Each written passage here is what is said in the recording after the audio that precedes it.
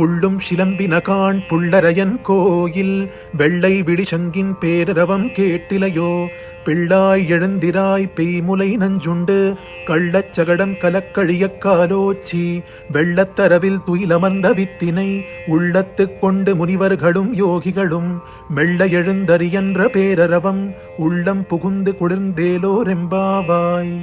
ஆறாவது பாசுரத்திலிருந்து ஒரு தோழியா எழுப்பரா ஆண்டாள். பறவைகள்லாம் சத்தம் போட ஆரம்பிச்சாச்சு பாரு. பறவைகளோட அரசர் கருடர். அவரை வாகனமா கொண்ட அந்த பெருமாள் கோயில்ல எழுப்புற வெண்சங்க சத்தம் உனக்கு கேட்கலையா?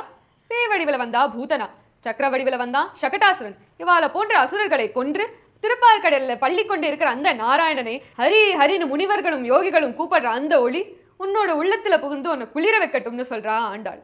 நமக்குள்ள இருக்கிற அரக்கர்கள், அதாவது அகங்காரம், குரோதம், பொறாமை, இந்த மாதிரியான கெட்ட குணங்கள் நம்ம விட்டு போனோம்னா ஹரிநாம ஸ்மரணமே சிறந்தது. ஆண்டாள் திருவடிகளே சரணம்.